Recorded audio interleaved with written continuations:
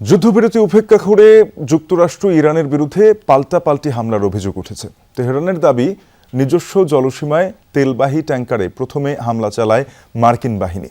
জবাবে যুক্তরাষ্ট্রের নৌবহরে পাল্টা মিসাইল ড্রোন হামলা চালায় আইআরজিসি। এরপরই ইরানি বন্দর, যুদ্ধজাহাজ এবং বেশ কিছু শহরে অভিযান শুরু হয়।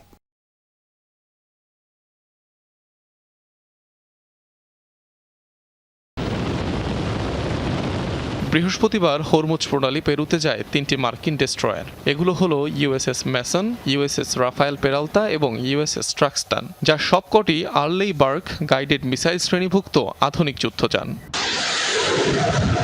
জলপথটি পাড়ি দেওয়ার সময় ইরানের আকস্মিক হামলার শিকার হয় জাহাজগুলো। ছোড়া হয় একাধিক ব্যালিস্টিক মিসাইল, ক্রুজ ক্ষেপণাস্ত্র ও শক্তিশালী ড্রোন। অবশ্য হামলা সফলভাবে প্রতিহতের দাবি করেছে মার্কিন সেন্ট্রাল কমান্ড। তেহরানের দাবি, জলসীমায় একটি তেলবাহী ট্যাঙ্কারে প্রথমে হামলা চালায় ট্রাম্প প্রশাসন।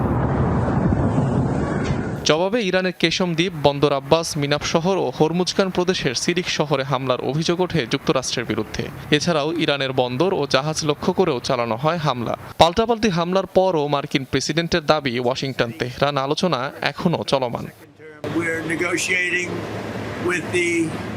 ইরানিদের সঙ্গে আমাদের আলোচনা চলছে, খুব ভালোভাবেই চলছে, কিন্তু তাদের বুঝতে হবে এই চুক্তি না হলে অনেক বড় বিপদ অপেক্ষা করছে। তারা এই চুক্তি করতে চায়, আমার চেয়েও বেশি করতে চায়। আপনারা এটাই শুনতে চেয়েছিলেন।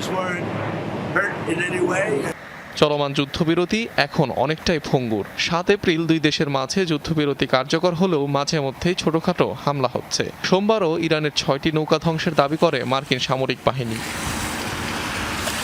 অনিক রহমান, যমুনা নিউজ।